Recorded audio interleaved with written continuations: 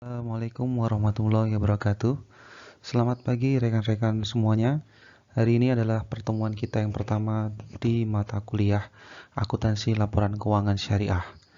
Nah, semoga dengan pertemuan pertama kali ini yang kita selenggarakan lewat daring bisa dimengerti oleh saudara walaupun kita belajar melalui rumah dengan media video yang saya rasa mungkin kurang maksimal dibandingkan kita belajar langsung ketemu di kelas.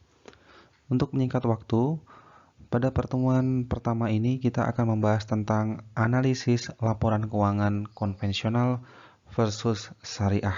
Jadi di sini kita akan belajar dulu tentang konsep dasar yang dimaksud dengan ALK syariah dan kita akan perbandingkan dengan konvensional apakah ada bedanya atau tidak.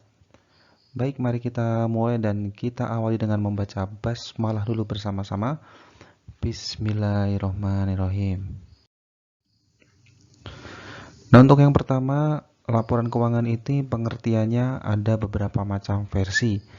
Menurut IAI, saudara bisa baca sendiri seperti itu. Kemudian menurut Sofyan Syafri Harahap, laporan itu merupakan produk atau hasil akhir dari proses akuntansi. Jadi laporan keuangan akuntansi itu ya seperti biasa ketika saudara melakukan sebuah kegiatan. Nah, kegiatan itu seharusnya dipertanggungjawabkan dalam bentuk laporan keuangan. Nah, sama halnya seperti saudara mendapatkan tugas dari organisasi, saudara ada laporan pertanggungjawaban. Nah, di situ saudara akan melaporkan apa saja yang sudah dibelanjakan, apa saja yang sudah dibeli, dan apakah dalam pembelian tersebut ada hutangnya. Nah, itu adalah pelaporan. Nah, siapa yang menggunakan laporan keuangan? Ya, bisa publik, bisa investor, bisa pemegang saham, atau laporan keuangan internal untuk sarana merefleksikan diri atau untuk mengkoreksi apakah ada kesalahan dalam pencatatan laporan keuangan.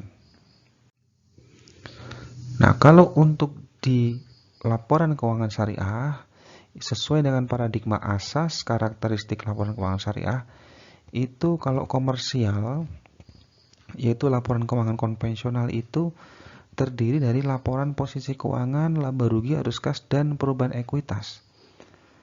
Nah, kalau untuk di sisi syariah, itu masih ditambah lagi untuk mencerminkan kegiatan sosial, atau biasa kegiatan sosial itu ya baksos. Nah, itu bahasa resminya. Kalau untuk bahasa kerennya itu namanya Corporate Social Responsibility atau bisa disebut CSR. Nah, itu masih ditambah dengan laporan sumber dan penggunaan dana zakat dan laporan sumber penggunaan dana kebijakan. Nah, apa itu? Nah, silahkan kalau masih belum paham nanti tanya di kolom komentar. Nah, kenapa penggunaan dana zakat itu harus kita laporkan? Nah, karena non-zakat pun itu masih beberapa oknum menggunakan atau penyelewengan dana. Nah, zakat itu kan merupakan sarana pembersihan diri dari keuntungan hasil usaha sebuah perusahaan. Kalau perusahaannya itu menjalankan asas syariah. Nah, jadi dengan pengawasan dan laporan penggunaan zakat, maka kita akan bisa mengkontrol berapa zakat yang dikeluarkan. Nah, dana kebajikan ini kurang lebih sama dengan zakat.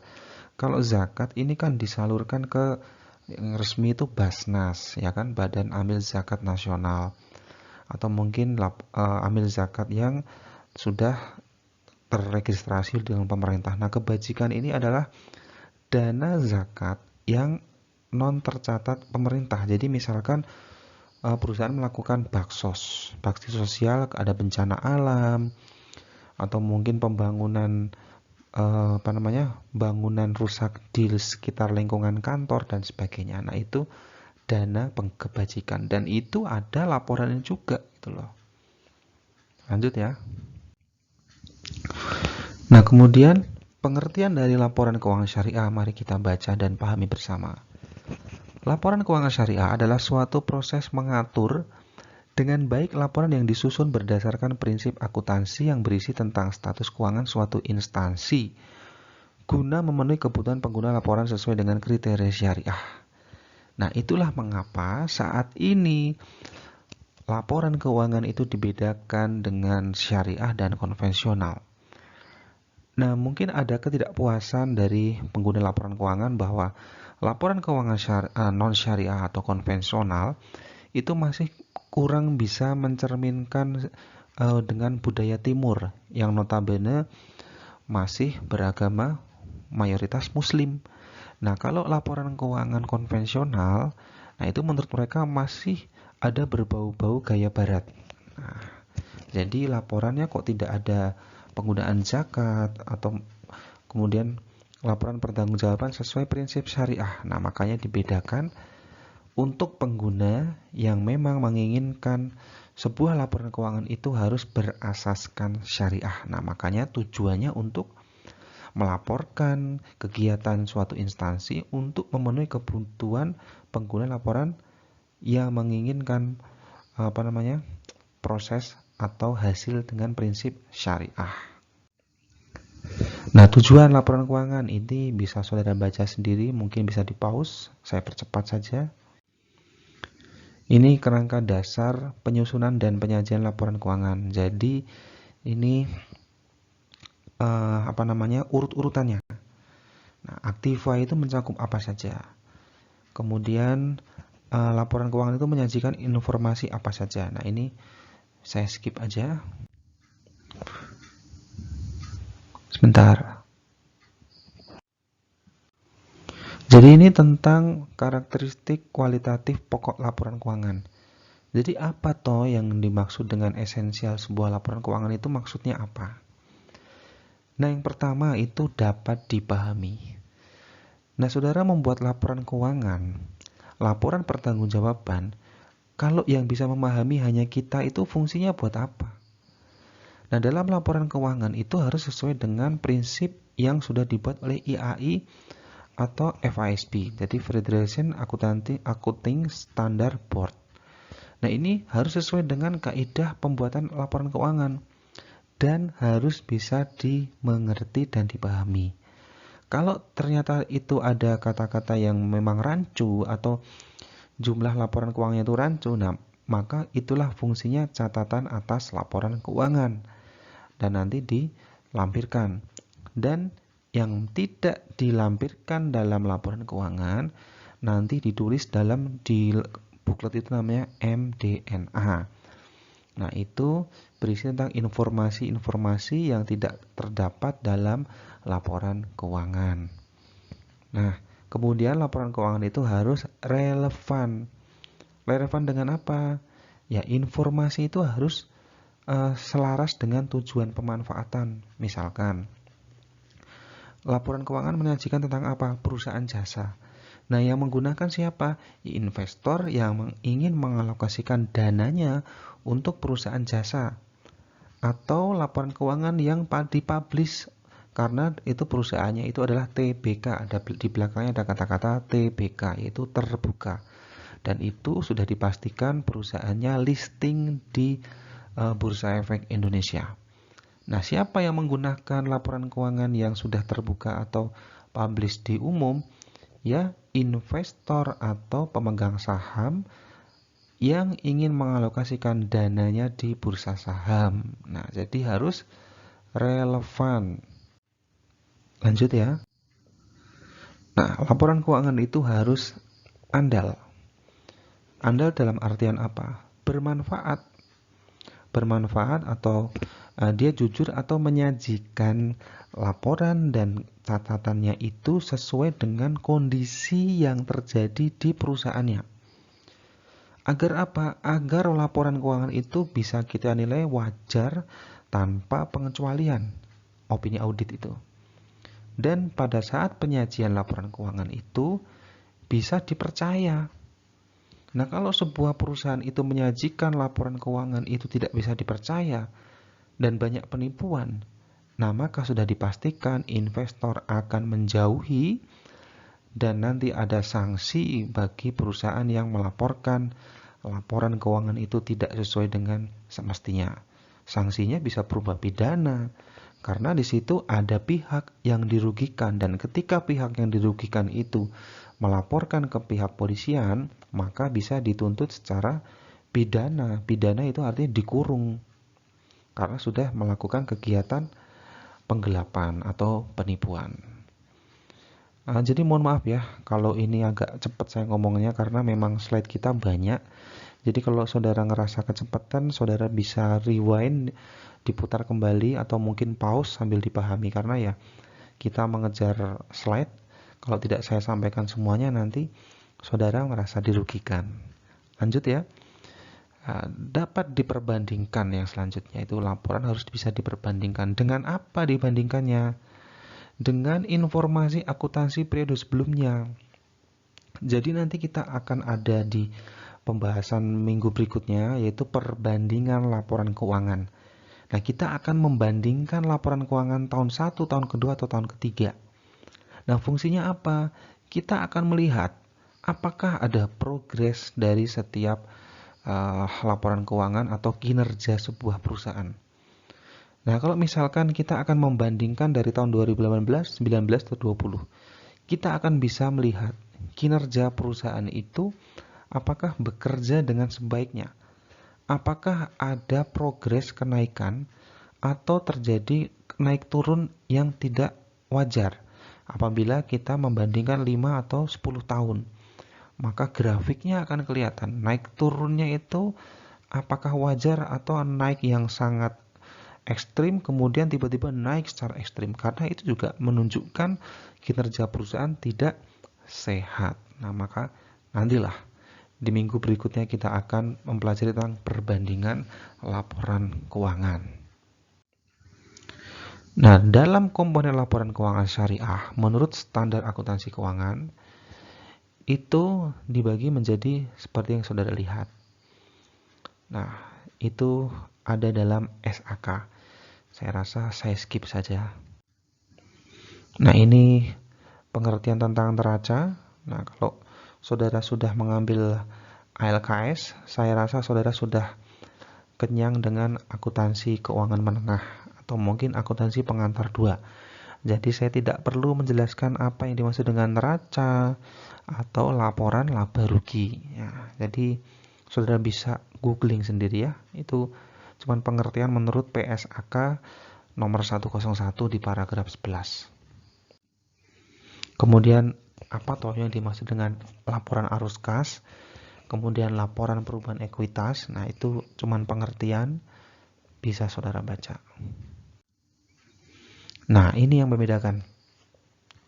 Kalau dalam laporan keuangan syariah, itu adalah laporan sumber dan penggunaan dana zakat. Yang pertama itu, ya ini seperti yang saya jelaskan di awal tadi, merupakan informasi keuangan yang berisi rekapitulasi penerimaan zakat. Kemudian mereka mengelola sebagai baitul mal. Jadi kalau perusahaan itu berprinsipkan syariah, mereka memposisikan diri sebagai penerima zakat. Kemudian dari zakat itu akan mereka salurkan ke pihak yang membutuhkan, dan nanti akan dilaporkan. Kalau memang itu penggunaannya tidak sesuai dengan yang dizakatkan tidak di badan pemerintah. Nah, nanti di nomor 6 ini laporan sumber dan penggunaan dana kebajikan. Nah, jadi masih berhubungan dengan ini nih. Ada infak, sodakoh. Nah, coba saudara baca di poin 6 ini. Nah, sodakoh ini sodakoh kemana? Nah, mungkin sodakoh ketika terjadi baksos atau sumbangan ke bencana alam. Nah, ini kan sifatnya personal, jadi tidak tercatat. Nah, inilah fungsinya melaporkan sumber dan penggunaan dana kebajikan. Nah, ini kalau tidak diawasi dan tidak ada PIC atau orang yang mengelola zakat dan penyaluran, maka yang pertama pasti perusahaan tersebut akan mendapatkan dosa karena tidak menyalurkan dengan sebagaimana mestinya. Tapi yang paling terpenting, ketika ada seorang yang memang mengawasi, yaitu Dewan Standar Dewan Standar Syariah itu, DSN, Dewan Syariah Nasional itu. Jadi mereka akan mengaudit kalau tiba-tiba penggunaan dana zakatnya itu tidak sesuai dengan kondisi, padahal perusahaan itu jika kita lihat pengumpulan zakatnya luar biasa, tetapi kok penyalurannya kok tidak balance gitu loh. Nah, itu nanti dari audit DSN itu akan menginvestigasi. Nah, jadi harus sesuai dengan kondisi di lapangan. Kemudian catatan atas laporan keuangan sama seperti yang saudara pelajari di akuntansi keuangan atau yang ada di akuntansi pengantar. Nah, persamaan laporan keuangan syariah dan konvensional. Persamaannya, yang pertama itu sama-sama memberi informasi kas yang dapat dipercaya. Jadi itu sama-sama memberikan informasi, sama fungsinya sama. Kemudian memberikan laporan keuangan yang dapat dipercaya. Nah, jadi ibaratnya orang yang dipercaya itu apanya? Omongannya, janjinya. Nah, perusahaan yang membuat trust dari masyarakat itu apa? Laporan keuangan yang disajikan ke publik. Laporan keuangan yang sudah diaudit oleh lembaga audit atau firma audit dengan hasil wajar tanpa pengecualian. Nah, apalagi yang mengaudit adalah kantor akuntan publik yang sudah terafiliasi dengan internasional atau Big Five. Nah, itu akan lebih prestis lagi itu perusahaan karena yang mengaudit level internasional. Nah, kalau laporan keuangan itu bisa dipercaya dan hasilnya baik, maka perusahaan tersebut dikatakan terpercaya. Dan tentunya mengundang investor untuk menanamkan dananya di perusahaan tersebut. Nah, yang berikutnya, memberikan informasi yang dapat membantu pihak berkepentingan. Siapa? Yang jelas adalah investor atau internal perusahaan yang memang ingin melihat refleksi diri dari aktivitas perusahaan. Nah, kenapa investor membutuhkan laporan keuangan? Kenapa? Karena mereka ingin mengalokasikan dana di perusahaan tersebut. Kalau saudara belajar tentang pasar modal, pasti ada membaca laporan keuangan. Laporan keuangan mana yang menunjukkan tingkat profitabilitasnya itu tinggi, kinerjanya baik. Nah, itulah fungsinya.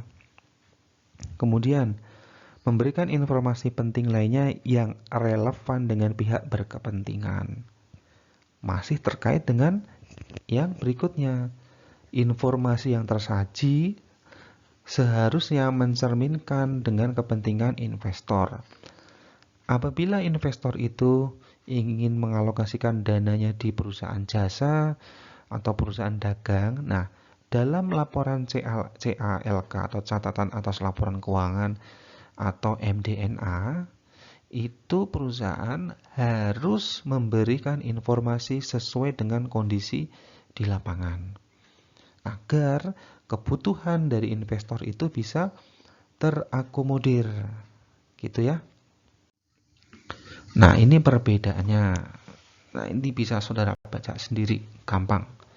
Kalau bingung, di pause. Nah, ini acuannya.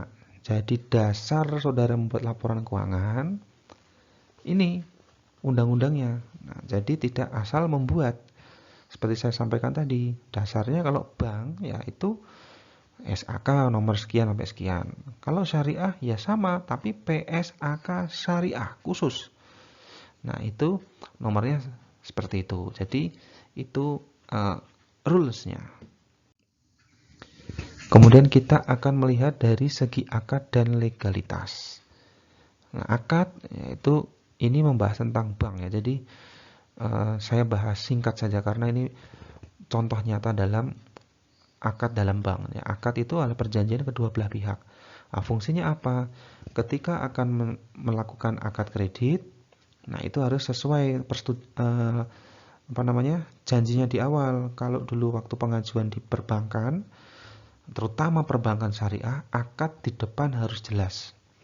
Misalkan mengajukan dana kredit untuk membeli traktor. Nah, pembelian dan realisasi anggaran harus sesuai dengan akadnya. Nah, itu contoh nyata. Di bank konven ada nggak? Nggak ada. Karena ya mereka cair berapapun, ngomong apapun, realisasi untuk beli apapun, bebas. Nah, inilah yang membedakan bank konvensional dengan bank syariah. Ini contoh atau mungkin intermezzo dari laporan keuangan. Ini tentang penyelesaian sengketa. Ya, saya bahas di awal aja ya, tidak terlalu mendalam karena ini materi tentang perbankan syariah, cuman saya berikan sedikit aja. Nah, kalau terjadi sengketa dalam perbankan syariah, ini yang menyelesaikan nih BAMUI atau Badan Arbitrase Muamalah Indonesia, sekarang jadi Arbitrase Syariah atau Basyarnas. Jadi kalau di bank konvensional terjadi sengketa atau mungkin penyitaan aset yang dijaminkan di bank, yang nyita ya banknya bersama pengadilan negeri, langsung diselesaikan saat itu juga. Tapi yang menjembatani di perbankan syariah itu adalah Basyarnas sekarang. Tugas dan wewenang itu bisa saudara baca sendiri, jadi saya tidak memperdalam di perbankan. Ini contoh nyata dari perbankan. Dari segi usaha yang dibiayai, sudah jelas bank syariah harus membiayai proyek yang halal. Prakteknya seperti apa? Ya kita kembalikan ke individunya. Ini saya skip karena ini lebih mendalam di perbankan. Nah, ini dalam akad tadi loh. Kemudian ini yang menjadi rules dari operasional perbankan syariah dan akad. Jadi sebenarnya yang tentang akuntansi dasar akuntansi laporan keuangan syariah sudah saya sampaikan di depan. Membedakan ini adalah intermezzo atau tambahan tentang aplikasi entitas syariah yang ada di negara kita. Jadi tadi kan membahas tentang laporan keuangannya. Nah, sekarang aplikasinya dalam perbankan yang gampang. Karena kan perusahaan syariah sekarang banyak. Ada hotel syariah, ada supermarket syariah. Tapi kalau kita membahas tentang consumer goods seperti supermarket itu agak rumit. Nah, ini yang gampang itu perbankan karena bank syariah itu banyak banget. Nah, sekarang kan di merger itu kan BNI Syariah, kemudian apalagi itu ya, Bank Mandiri Syariah, BRI Syariah, mereka merger menjadi Bank Syariah Indonesia. Nah, itu membuktikan bahwa bank syariah bersatu padu agar bisa mempunyai struktur modal yang kuat untuk disalurkan ke masyarakat yang memang mempunyai proyek halal. Skip ya. Ini saya skip lagi. Ini bagi hasil kalau saudara melakukan bahasa di konvensional itu deposito. Nah, ini ketika saudara akan melihat kinerja keuangan. Kalau tadi kita akan belajar tentang laporan keuangan. Nah, kinerja keuangan itu apa? Nah, kita akan melihat, coba saudara lihat di non-performing loan ratio. Saya ambil highlight dulu. Nah, ini. Nah, ini menunjukkan apa? Nantilah saya bahas tentang NPL. Kemudian LDR, yaitu bukan long distance relationship, tapi loan to deposit ratio. Kemudian capital adequacy ratio, atau kita sebut CAR. Nah, ini bisa mencerminkan kondisi keuangan perusahaan atau kinerja keuangan. Nah, jadi langsung bisa kita lihat datanya di website. Nah, tadi ada informasi tentang NPL atau non-performing loan. Ini apa? Nah, ini itu tentang tingkat rasio keterlambatan pembayaran kredit perusahaan atau tingkat rasio utang yang dipinjamkan perbankan. Nah, jadi kalau kita menganggap NPL dari sisi kita sebagai debitur, atau bahasa gampangnya yang minjem, yang gini aja deh. Mohon maaf ya kalau mungkin contohnya agak menyinggung. Misalkan kita kredit motor. Nah, kalau kita kredit motor, artinya kan setiap bulan harus mengangsur, ya kan? Nah, kalau kita tidak mengangsur kreditnya, maka kita dihitung sebagai terlambat. Nah, tingkat keterlambatan pembayaran itulah yang nanti ada tingkatannya. Dan tingkat keterlambatan itu dinamakan NPL atau non-performing loan. Nah, tingkatan NPL di perbankan itu dibagi menjadi 5, yaitu kolekbilitas 1, call 1, kita sebut call 1 sampai kolek 5.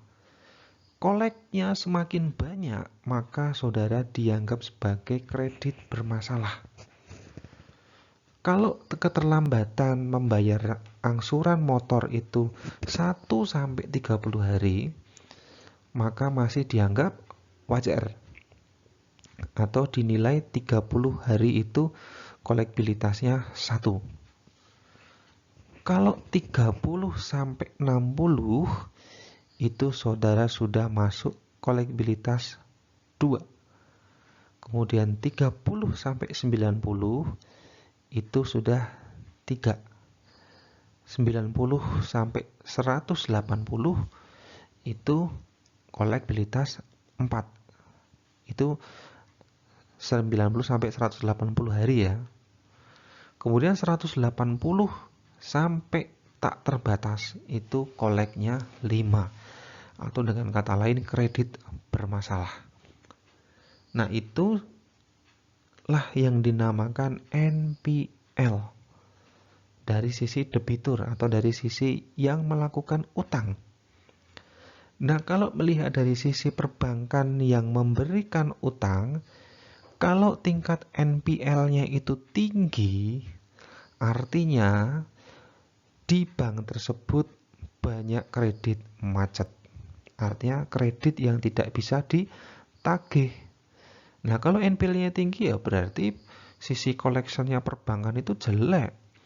Dia hanya menyalurkan kredit terus, tapi ketika nagih nasabahnya tidak mau bayar. Ya berarti banknya nggak sehat. Lah kok bisa menyalurkan kredit kok akhirnya macet? Dulu analisisnya gimana? Dulu surveinya gimana? Dulu penilaian nasabahnya gimana? Scoringnya gimana? Jangan-jangan terjadi kong kali kong antara marketingnya dengan nasabah. Nah, itulah kompleks. Contoh ya tadi ya.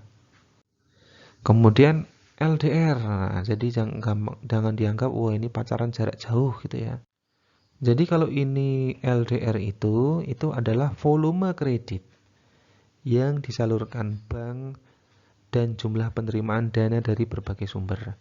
Jadi ini adalah perbandingan jumlahnya kredit yang disampaikan bank atau diberikan bank kepada debitur itu jumlahnya banyak enggak.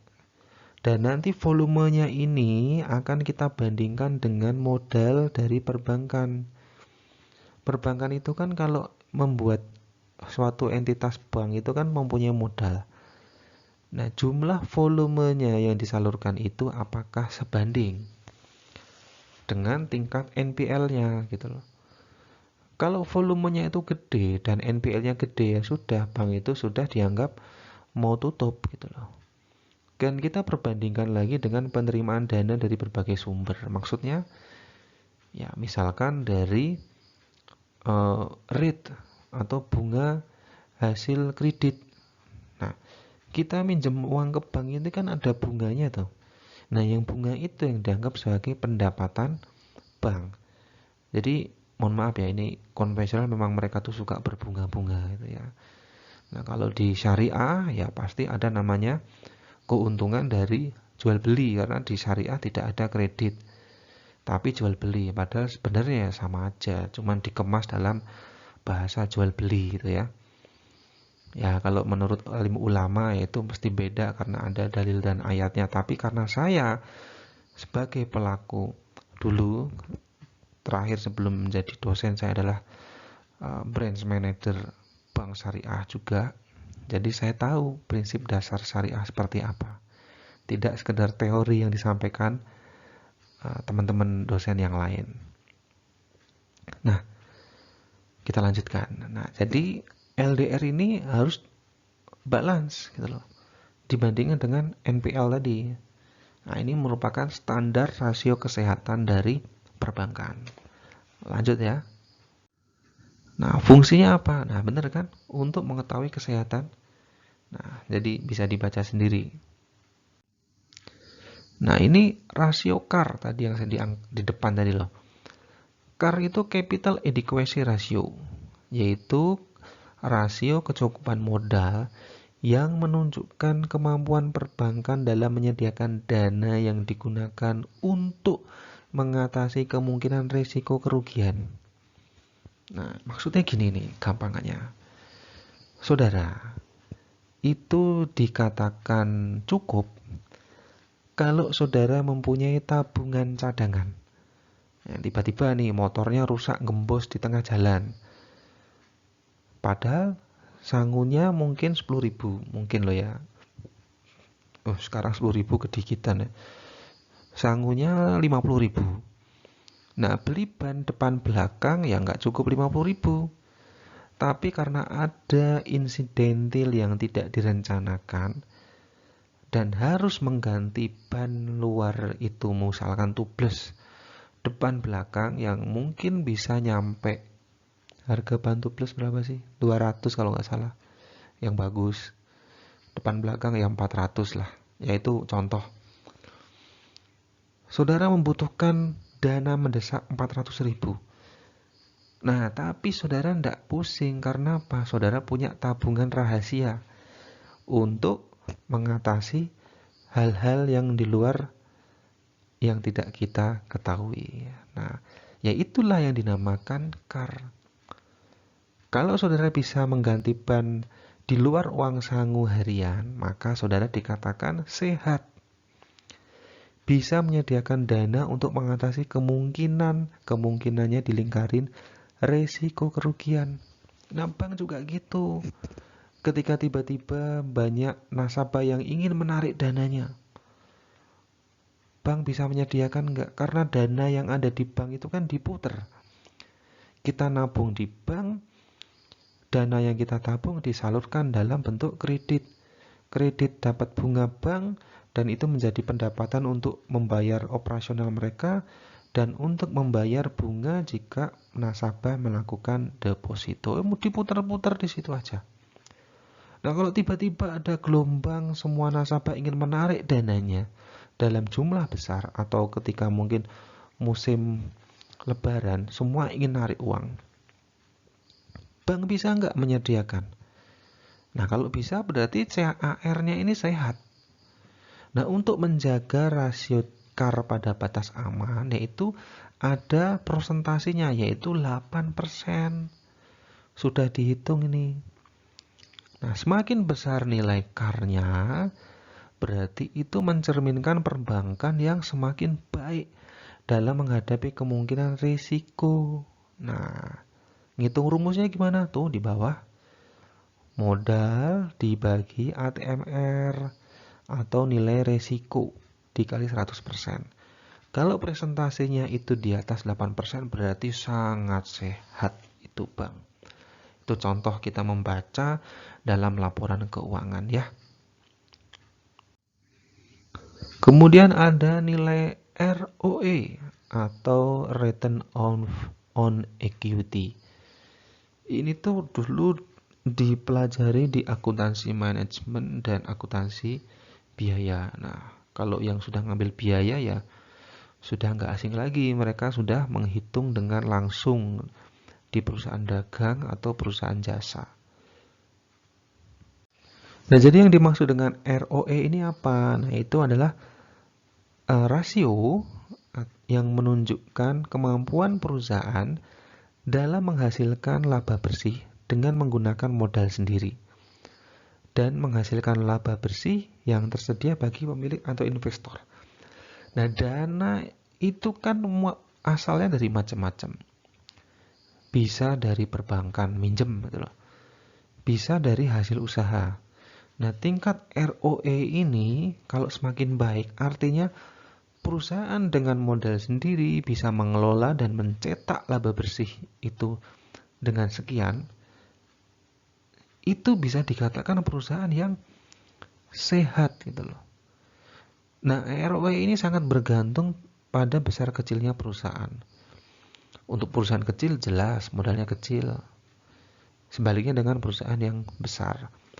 Tapi kalau persentase perhitungan ROE ini sesuai dengan size perusahaan, semakin baik dan semakin besar nilai ROE-nya, maka ya perusahaan itu dikatakan baik atau sehat, bisa mengelola mengelola dananya itu dengan baik karena pengalokasiannya tepat gitu loh. Nah, ini faktor yang mempengaruhi tingkat ROE. Bisa saudara baca ya. Nah, ini adalah slide terakhir bagi kita tentang menghitung kasa. Nah, ini tidak akan saya keluarkan di ujian maupun kuis, tapi saudara bisa baca sendiri tentang kasa karena ini lebih mendalam tentang perbankan syariah. Oke, materi hari ini cukup sampai di sini. Terima kasih sudah mengikuti dari awal sampai akhir. Semoga bisa bermanfaat dan dijadikan tambahan ilmu dan referensi tentang laporan keuangan bagi saudara. Sampai bertemu di materi berikutnya. Terima kasih. Semoga sehat selalu. Kita tutup. Wassalamualaikum warahmatullahi wabarakatuh.